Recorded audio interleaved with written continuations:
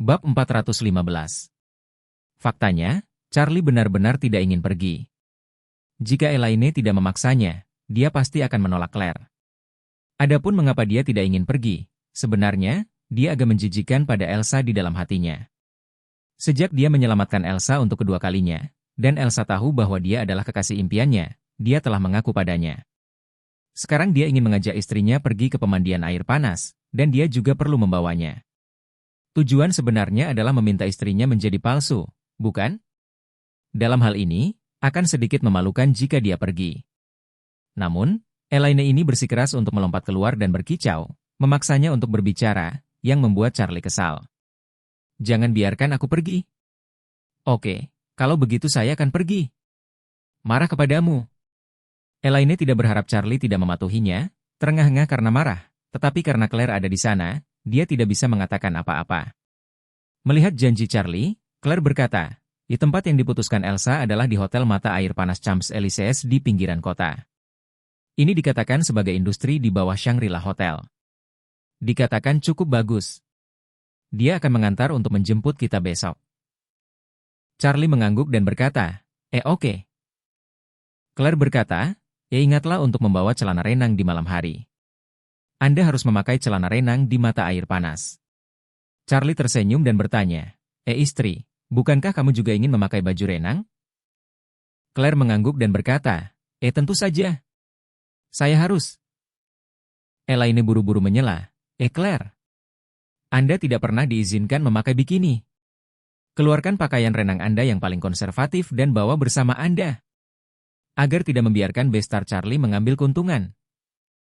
Setelah berbicara, mengingat sesuatu, dia berkata, ngomong-ngomong, aku punya satu set wajah kini yang cocok untukmu. Apakah kamu suka itu? Aku akan mengeluarkannya untukmu. Face gini adalah baju renang yang dikenakan oleh beberapa bibi paruh baya di pantai. Bukan hanya one piece dan terbungkus sangat rapat, tapi yang paling menakutkan adalah untuk pelindung matahari. Seluruh wajah dibungkus, hanya kacamata, mulut, dan hidung. Sebuah lubang kecil terbuka, dan tingkat perlindungannya sebanding dengan topeng kipas teroris. Jika kamu memasang wajah gini, apakah kamu secantik dewa atau seburuk kotoran sapi, kamu akan menjadi monster tanpa wajah dan ekspresi. Saat Claire mendengar ibunya membiarkan dirinya memakai gini, dia berkata dengan marah, Ibu, apakah kamu iblis? Saya baru berusia 20-an, Anda mengizinkan saya memakai gini? Mengapa Anda tidak membiarkan saya dibungkus dengan jaket katun besar dan 2 celana katun go ke sumber air panas?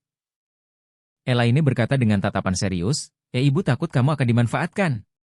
Charlie, anak ini, ibumu tahu bahwa dia mesum, kamu harus hati-hati. Charlie sangat marah.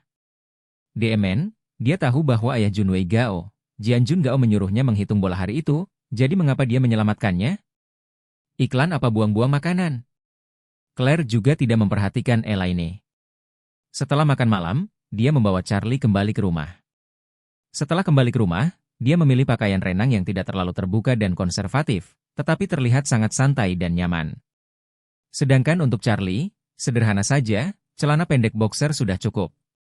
Keesokan paginya, segera setelah keduanya mengemasi pakaian mereka, Elsa menelepon lagi dan mengatakan bahwa dia telah mengemudi ke bawah. Bab 416. Jalan-jalan sepadan dengan uang yang dikeluarkan, Charlie ragu-ragu dalam hatinya. Bagi Elsa, gadis yang antusias dan berani, dia benar-benar tidak tahu bagaimana menghadapinya. Di satu sisi, dia tidak ingin menyakiti Elsa, tapi di sisi lain, dia tidak ingin mengasihani Claire. Karena itu, sekarang dia berada dalam dilema total. Dia juga khawatir apakah Elsa akan mengambil kesempatan untuk mengaku kepadanya atau bertindak lebih berani saat pergi ke pemandian air panas. Namun, karena dia telah menyetujui istrinya, tidak mungkin untuk kembali saat ini, jadi dia hanya bisa pergi bersamanya. Setelah mengikuti Claire di lantai bawah, dia melihat Elsa menjulurkan kepalanya dari sebuah Mercedes-Benz dan berkata, Charlie, taruh kopermu di bagasi. Anda duduk di kursi belakang dan membiarkan Claire duduk di co-driver untuk mengobrol dengan saya. Baik. Charlie mengangguk, meletakkan bagasi di bagasi, lalu duduk di kursi belakang. Setelah Charlie masuk ke dalam mobil, Elsa menoleh dan berkedip padanya dengan malu-malu. Charlie pura-pura tidak melihatnya, meregangkan pinggangnya dan berkata, aku tidak tidur nyenyak tadi malam. Saya sedikit lelah. Aku akan menyipitkan mata sebentar. Setelah berbicara, dia menutup matanya dan mengangguk di kursi belakang. Elsa juga sedikit tersesat di hatinya. Dia tahu alasan sikap Charlie, tapi dia tidak bisa mengatakan apa-apa saat Claire ada di sini. Selain itu, dia juga berharap Charlie akan lebih dingin padanya. Tetapi itu tidak masalah, karena dia sudah menyukainya, dia juga siap untuk bertarung dalam pertarungan yang berlarut-larut dengannya. Karena dia tahu bahwa pernikahan Claire dengan Charlie hanya atas nama, jadi dia tidak merasa bersalah saat ini. Elsa mengemudikan mobil ke pinggiran. Setelah lebih dari 1 jam, mobil melaju ke kaki gunung yang indah. Setelah beberapa menit, dia sampai di pintu masuk sumber air panas Champs-Élysées. Champs-Élysées Spa adalah satu-satunya pemandian air panas alami di Aurous Hill. Terletak di kaki Gunung Nanxiang. Ada beberapa sumber air panas geotermal alami. Shangri-La Group membeli mata air panas dan seluruh gunung dan mengembangkan Champs-Élysées Spa Hotel. Champs-Élysées Hot Spring Hotel memiliki keterpaksaan yang sangat tinggi dan konsumsi yang baik, sehingga yang bisa datang ke sini untuk berendam di pemandian air panas adalah orang-orang kaya.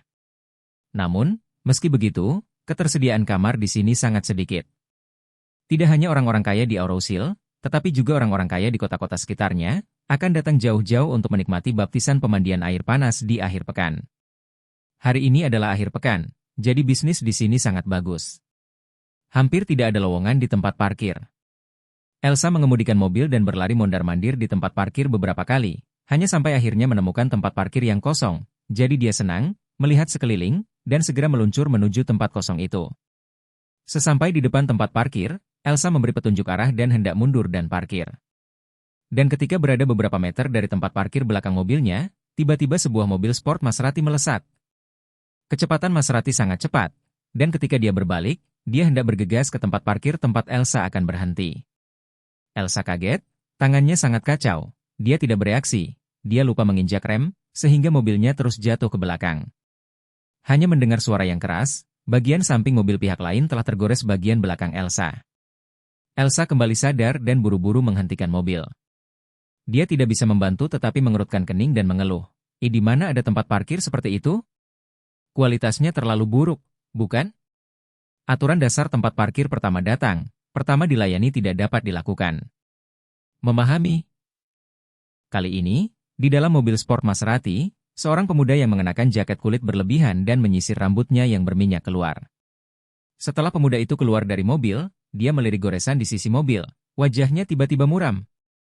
Dia mengertakkan gigi, berjalan ke mobil Elsa, menampar jendela dengan keras, dan mengutuk. EFCK. Bodoh, kamu fucking buta? Tidak dapat melihat bahwa saya akan parkir di ruang ini? Dia juga mencukur mobil baru yang dibelinya, dan segera melepaskannya.